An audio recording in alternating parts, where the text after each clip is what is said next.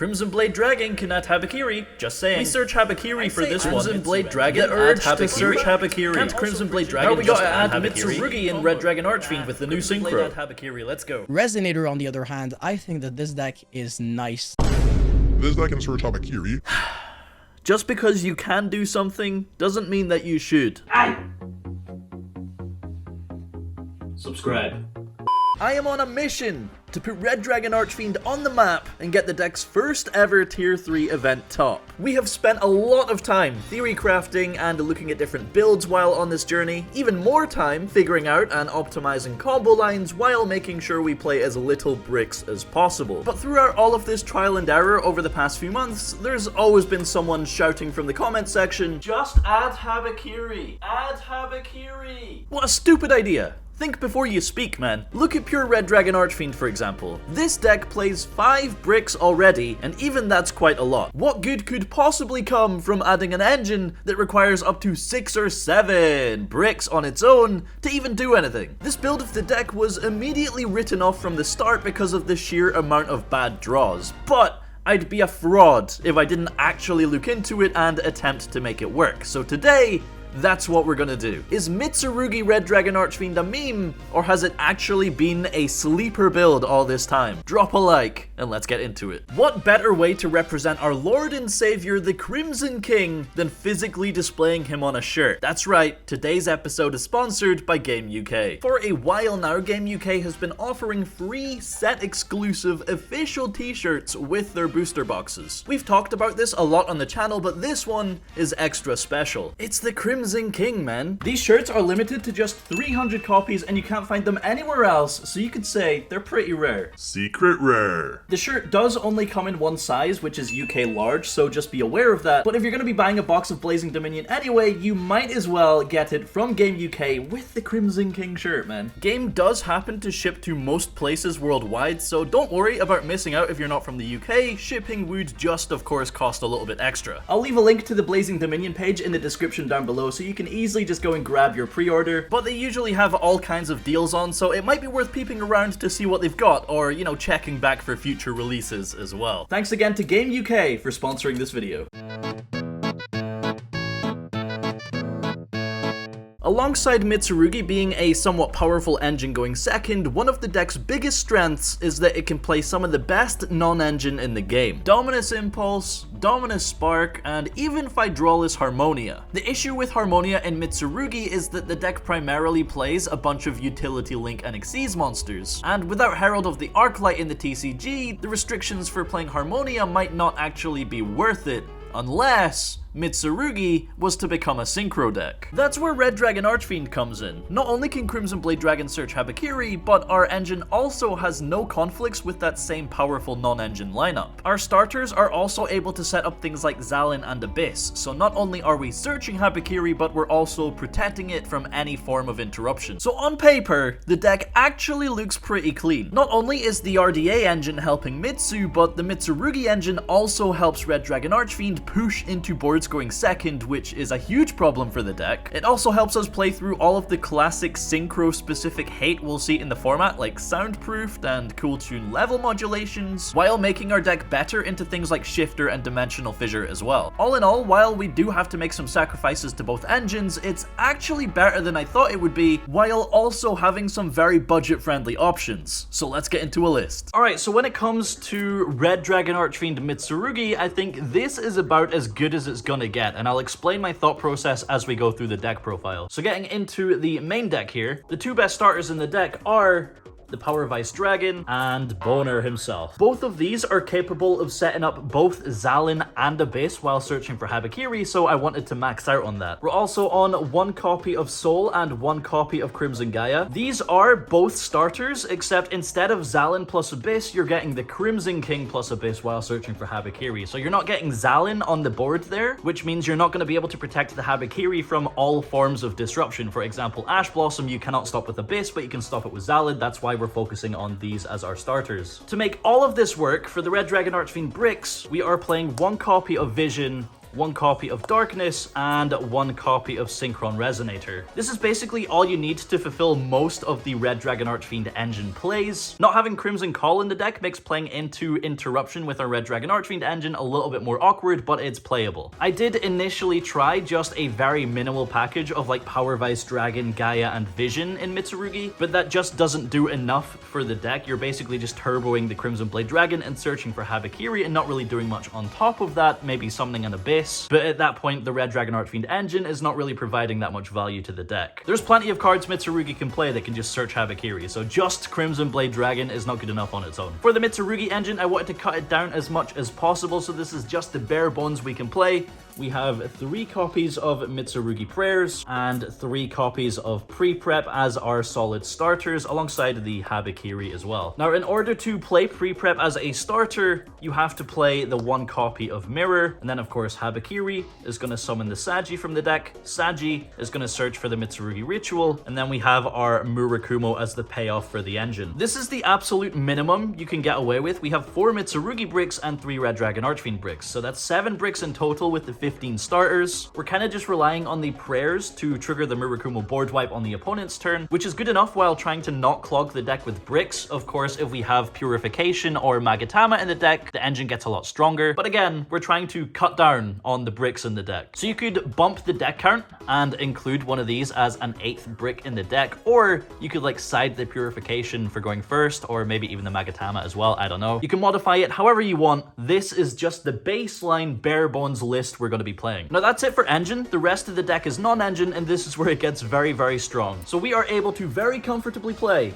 3 copies of Impulse, 3 copies of Dominus Spark, 3 copies of Phydralis Harmonia, 3 copies of Fuwalos, 3 copies of Ash, and then in the situation that you draw both engines, which is actually pretty common, you know, it's basically half and half when it comes to starters, we don't want the Red Dragon Archfiend plays to lose potency. So that's why I'm also still playing our 3 Bestials here, because they're searchable and makes the deck that much stronger. This is the 40 card list. The engine is very budget friendly. Of course, all of our non-engine here is very, very expensive, but at the same time, you can mitigate that by playing some budget options. For example, we could cut all of this here, all of the expensive cards, and play, you know, 3 Vision, 3 Fallen, 3 Super Poly, and 3 Droplet. This is still a very strong lineup and also very, very cheap. Obviously, you would need to change the extra deck to accommodate for that. I am only going to show you the extra deck I have prepared for this list here. For the standard Red Dragon Archfiend lineup, we of course have our Red Rising Dragon alongside the Crimson Blade, Zalin, the Crimson King, Red Dragon Archfiend,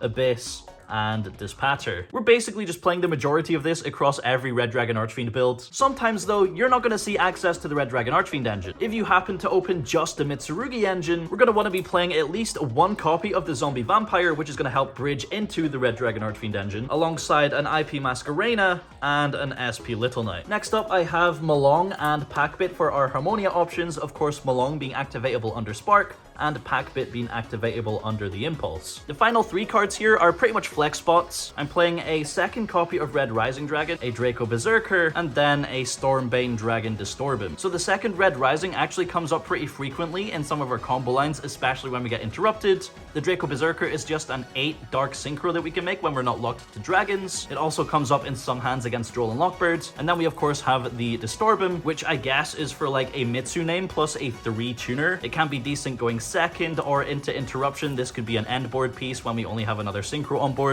But yeah, of course, none of these are mandatory, and that is the deck list. Now, I've got a bunch of combos prepared for you that will, of course, be in the spreadsheet, which is linked in the description down below, but let's get into those. All right, combo number 1 here is just going to be the Lone Boner. We're going to start with the Red Dragon Archfiend combos, bridging to Mitsu, and then we'll do it the other way around after. So here, we're going to normal summon our Boner. Effect target himself will send Vision to grave and increase his level to 5. Vision will trigger, adding Crimson Gaia. We'll activate Crimson Gaia and its effect to grab a Darkness from the deck, then activate Darkness, revealing Red Dragon Archfiend to special summon itself, and effect to give us an additional normal. Synchro into the Crimson King. Crimson King effect will grab the Power Vice, we'll activate the Power Vice to special summon, and its effect will add the Synchron Resonator. We're going to special summon Synchron and Synchro. Red Rising Dragon, Chainlink 1, target Synchron, Chainlink 2 Synchron, adds back Darkness.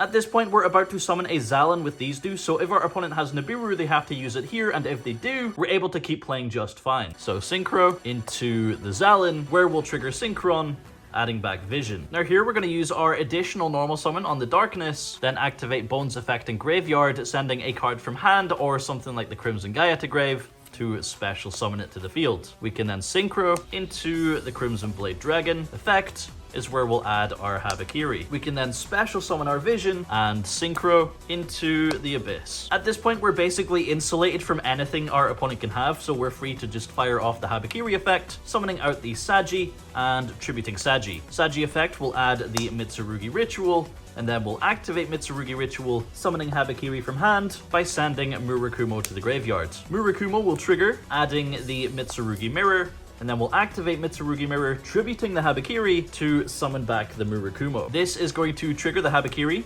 grabbing us our Mitsurugi prayers, and summoning itself back to the field. At this point, we can set our prayers and pass turn with 4 cards in hand. Alright, next combo is going to be the Power Vice Dragon. This one plays a little bit worse into Nibiru, so we're going to start by activating its effect to special summon itself, and effect on summon. We're just immediately going to grab the Vision and then special summon the Vision to Synchro into the Crimson Blade Dragon. Chainlink 1, Chainlink 2. We're going to add the Crimson Gaia and the Habakiri. Even if we do get Nibiru, we do at least have the Habakiri here. We're going to activate the Crimson Gaia and its effect to search for the Soul Resonator, and then use our normal summon on the Soul, and Soul effect, we'll grab the Boner. We'll go Boner effect, pitch a card in hand or the Gaia on field to special summon itself, and then effect target Soul, dumping a Synchron to reduce Soul's level to 2. We can then Synchro into the Red Rising Dragon. Effect is going to summon back the Synchron, and we can then Synchro with the Crimson Blade into the Crimson King. We'll go Chainlink 1, Chainlink 2, add back Vision, and search for the Darkness. We'll go Effect of Darkness to special summon, effect to gain an additional normal, and then effect to make itself level 1, allowing us to Synchro into the Zalan. From here, we'll activate the effect of Habakiri to summon out the Sagi. If we want to keep the entire combo safe from Nibiru, we'll just tribute the Sagi here, but if we want Abyss on the end board, we can tribute the Crimson King, and then go Sagi effect, adding the Mitsurugi Ritual. We can then use our additional normal on the Vision and Synchro with a Sagi into a second copy of Red Rising. Effect, we'll summon back the Darkness, and we can Synchro once again up into the Abyss. We'll then activate the Mitsurugi Ritual to ritual summon from hand, sending Murakumo to grave to special summon Habakiri. Murakumo effect is going to add the Mitsurugi Mirror. We'll activate Mirror, tributing Habakiri to summon back the Murakumo, and then of course Habakiri will trigger, adding the Mitsurugi prayers and summoning itself back. We can then set prayers and once again pass with 4 cards in hand.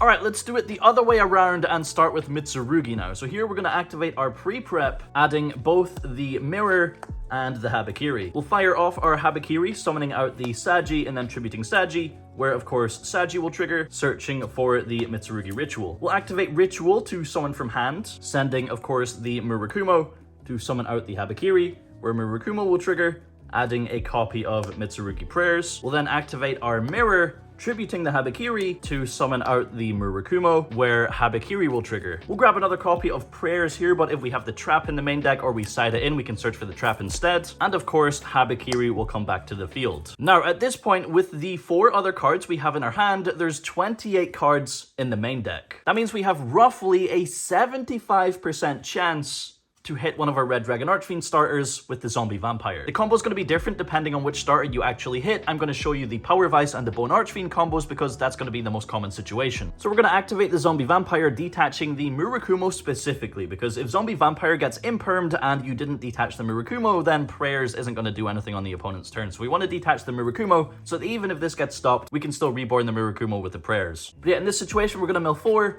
and we are going to mill the Bone Archfiend here, summoning back the Bone Archfiend. Now from here, we're actually going to link the Boner with the Vampire into the IP Masquerena. We get to have a link monster on the end board of our Synchro deck, man. It feels so strange. From this point, we can activate Bone and Grave, pitching one of our Prayers or a different card from hand if we are playing the Trap, to special summon our Boner. We'll go Boner effect target himself, sending Vision to grave to reduce its level to 3. Vision will trigger, adding Crimson Gaia. We'll fire off Crimson Gaia and activate its effect to search for the Soul Resonator. We'll then normal summon Soul and activate Soul's effect to grab the Synchron. We can synchro the 3+3 into the Red Rising Dragon. Of course, we cannot activate its effect because we've summoned other extra deck monsters that are not Dark Dragon synchros. But that's fine because here we can just special summon the Synchron and synchro into the Crimson Blade Dragon. Chainlink 1, Chainlink 2. We're going to add back the Vision and search for Lubellion. We'll then just activate Lubellion to grab Magna, activate Magna, banishing Synchron from grave to special summon itself and effect on summon. We'll then tribute the Magna for Lubellion and special summon our Vision. We can then synchro these two into the Bestial Dispatter. Dispatter effect can summon back the Synchron, which we can synchro with the Crimson Blade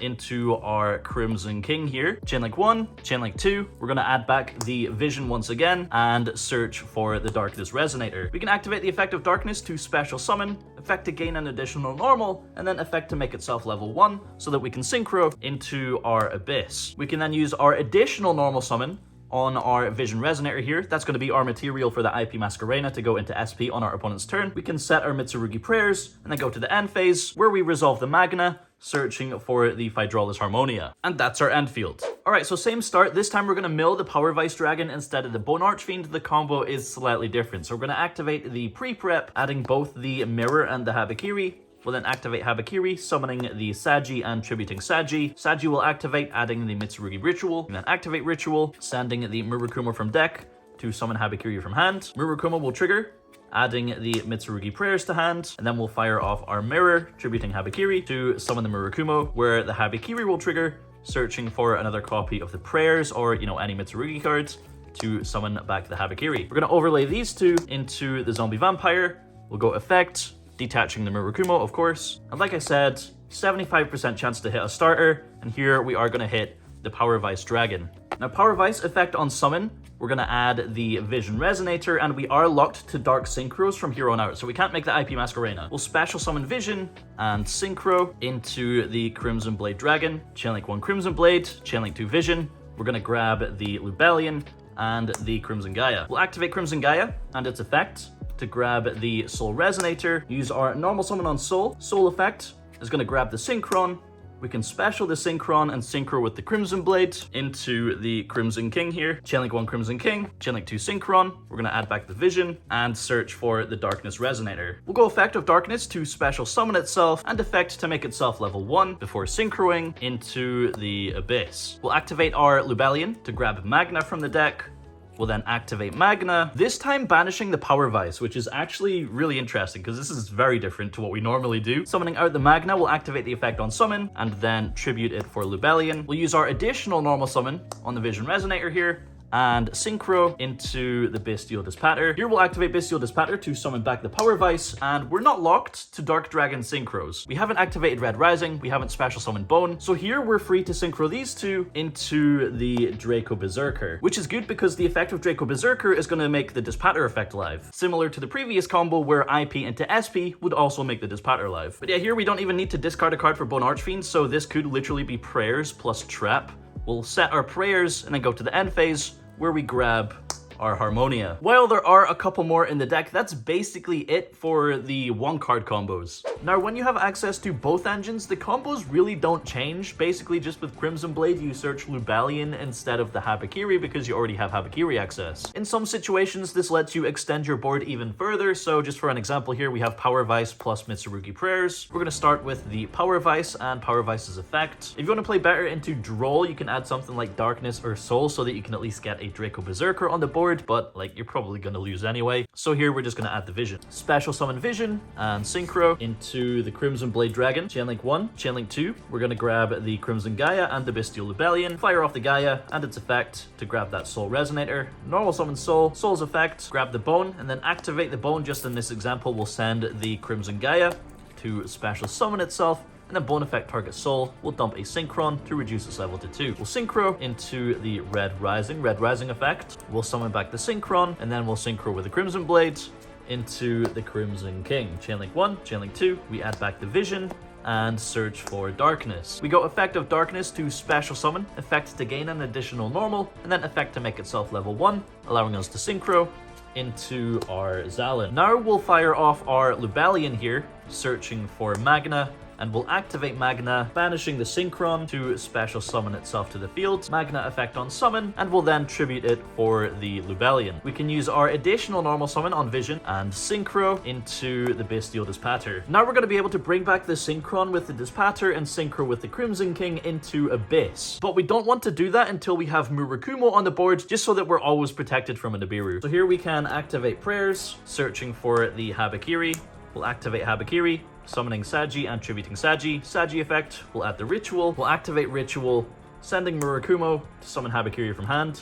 Murakumo effect, we'll add the mirror. Activate mirror, tributing Habakiri to summon out the Murakumo, and Habakiri will activate to grab the prayers, summoning itself back. Now that we have Murakumo on the board, if our opponent activates Nibiru, we can chain Murakumo and then chain Zalin, so we no longer need the Crimson King on the field, which allows us to activate Dispater to summon back the Synchron, and Synchro with the Crimson King into our Abyss here. Synchron will trigger, adding back Vision for next turn. We can set our prayers and proceed to the end phase, where we search for the Harmonia. So yeah, when you see access to both engines, the combos are still very, very similar. Alright, the final combo I'm going to show you here is a funny little line you can do with Boner when your opponent hits you with the Droll and Lockbird. This does pretty much just kill the deck, but there are some funny lines you can do here and there. So here we are going to do our normal combo, you know, normal summon Bone Archfiend and then activate its effect, targeting himself. We'll send the Vision to the grave, increases level to 5, Vision will trigger, where we add the Crimson Gaia, and our opponent hits us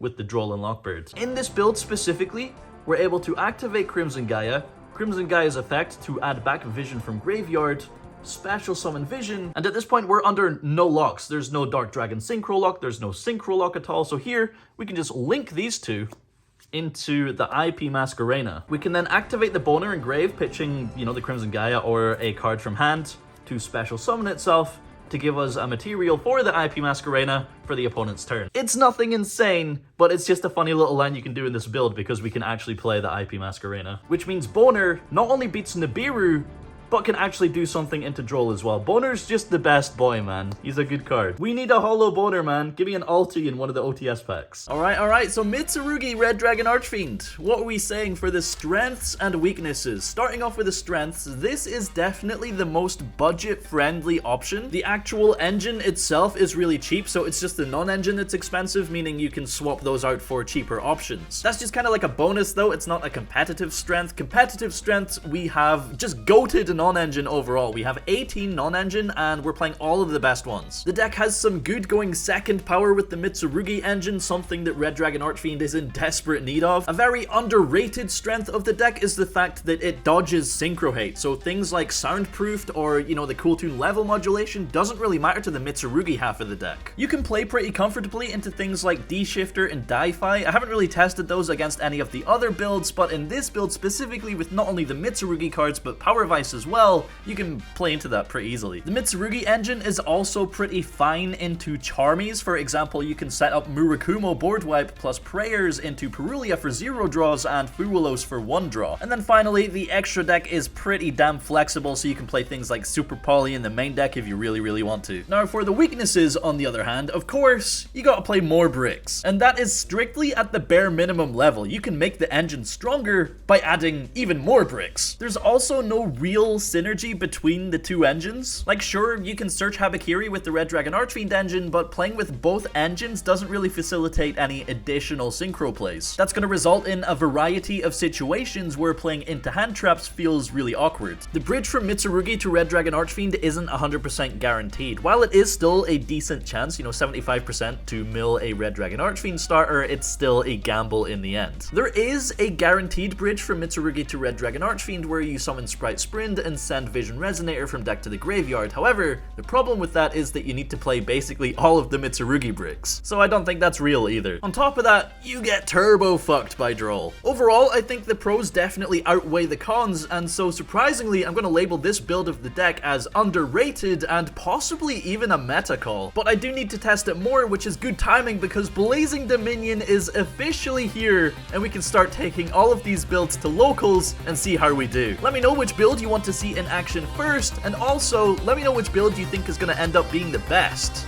Thanks for watching, and I'll see you in the next one.